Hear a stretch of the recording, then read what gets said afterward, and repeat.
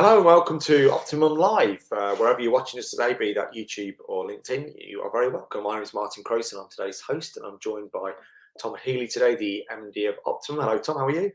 Good, Martin. Really good, mate. Good.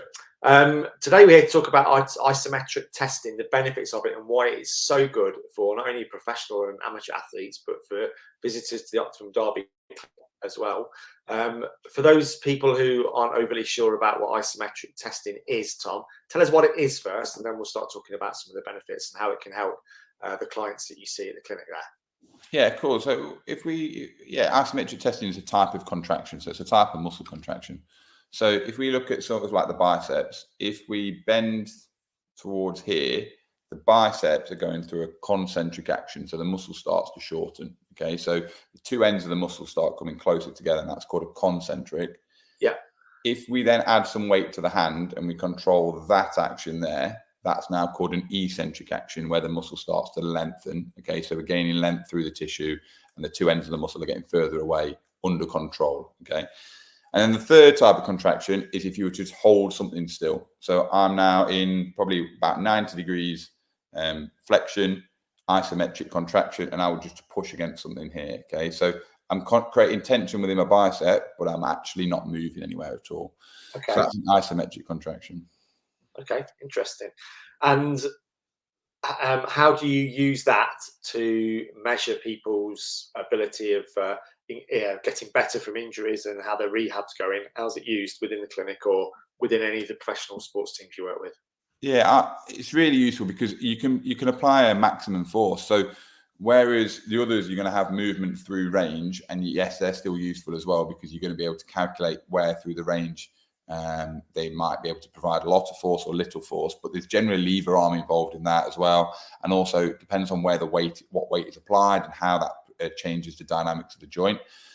We can go quite specifically and say, look, I just want you to push and create tension here and lift up as hard as you can. And we can measure the resistance that they're able to tolerate there and then go through at ranges. But you can do maximal because there's no movement involved. You haven't got to worry about the joint changing positions. You can just apply as much force as possible. And that gives us a nice peak value to how that muscle is contributing to, one, overall joint strength, but two, what's the support and stability of that muscle, and what strength can it provide. Okay, so we're talking about generally more granular detail with regards to recovery and getting closer and breaking down things into, that's okay, or that's okay, but we need to get it another 2% better in this certain area for you to move on. Yes, exactly that. Yeah, exactly. And it's often really useful to kind of gauge what stages people are at within their rehabilitation and whether they are able to progress and they're safe to progress, or actually we just need to stay here, focus on this a little bit more. This specific area, and then we can progress on. So it's nice to get that sort of data and that data-driven approach, and utilize that both in sport and in the clinic. Yeah, so I totally get how professional teams would want that granular approach to, athlete X. Is he 100% or is he 98.5% before he returns? But for a layman, like myself, who just plays a bit of sport and gets injured. Can that really help me? Would you really use that on me in a clinic? And give us an example of the sort of injuries that I might have where this could be really useful.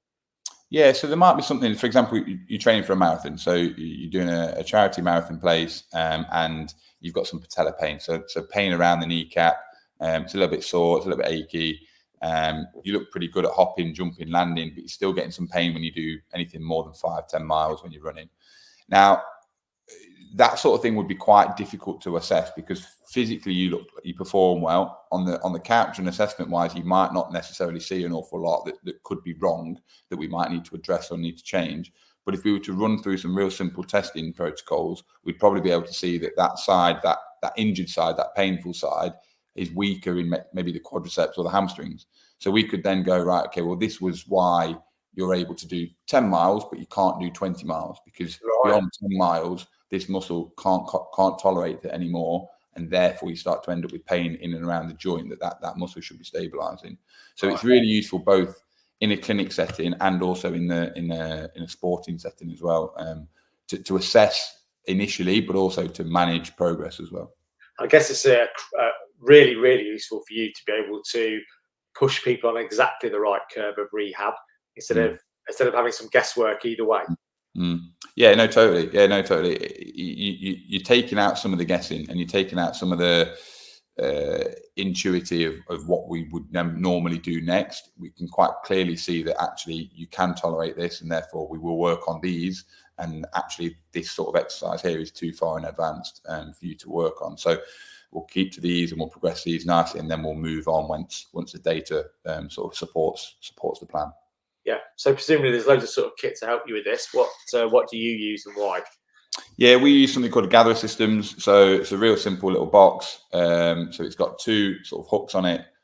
This hook attaches to something like this, so a harness, and then the other hook on the other end will attach to something like into a door frame or something that's fixed, something that's not going to move. So we've got a static object that's not going to move. You then create the tension, you pull. This creates some data and collects the information as to how much force you can generate, and that then supports it and sends it over to a little device which picks up the information and sends that back to the computer. So it's able to pick up the data very quickly, and reports it straight back. Okay, and the harness fixes to the injured part of the body, a leg, an arm. Yeah, absolutely. Maybe they do like motor F1 drivers use it around the head because of that neck during all the time. So true. Yeah, we use this. Yeah, this actual piece of kit was designed with F1 in mind. And yeah, if you ever see anybody like Lando Norris or I can't remember the Ferrari guy's name now. Can't remember his name. They use it all the time. Again, in part of their neck testing and their neck strength training as well. They use it for both pieces. Yeah, and the results, are they easy to decipher? Is it a whole really load of Excel spreadsheets that you have to work through? Or if I'm coming into the clinic and we do these tests, can you look at these results and then before I leave, give me some idea of where we're going with it? Absolutely. Yeah, absolutely. So we can do that all in session. So you'll get a rundown of where you are. So in the test that we've completed, what the left side can do and what the right side can do, and some comparisons and some normative data to where you should be in the general population or the sporting population, whatever you may be. Yeah. And it's all based in kilos. So it's quite nice and easy to understand and quite nice and easy to read and manage. It's not in some different data format set that you've got to then convert back to something that's applicable and normal for people to understand. Yeah, really interesting. Really interesting. And if somebody like me would like to get into, I'm a semi-serious athlete and I would like to use the isometric kit, the Gatherer Systems kit, how do I go about, letting you know that that's something I'd be interested in? Just drop an email, or just send us a little message on social media, and just ask the questions. Sort of, this is maybe the issue that I've got. These are the sorts of things I'm working on. They're really useful for baseline testing as well. So if you're going away, we'll do this with the ski team in about a month's time. We'll baseline test some of the areas that we highlight as important for us, and we'll test those areas, and then based off that, we'll plan some programs for non-injured people. So these are just athletes that are trying to improve their performance, and we can fine-tune some areas that they need to work on. Wonderful. Okay, thanks, Tom. Really interesting as ever. If you'd like to find out more about Optimum Derby, the website address is on the bottom of the screen at the moment. If you're watching us on YouTube today, thank you. Please hit that subscribe button. It really does help us, and it gives you the opportunity to check out all the rest of the videos we've done on various injuries that affect people that play the game both professionally and on an amateur level. So please have a look at that. And like Tom said, if you're interested in getting involved in the isometric testing at the clinic and would like to find out more about how it can help you recover from your injuries and progress to your rehab, please drop Tom an email, which again is right at the bottom of the screen now. That just leaves me, Martin Crowson, to thank you for joining us today on Optimum Live. And thanks ever to Tom. Thanks for your time, Tom. Thank you very much. Cheers, Mike. Thanks for hosting. And we'll catch up with you all soon here on Optimum Derby Live. Thanks for joining us. All the best.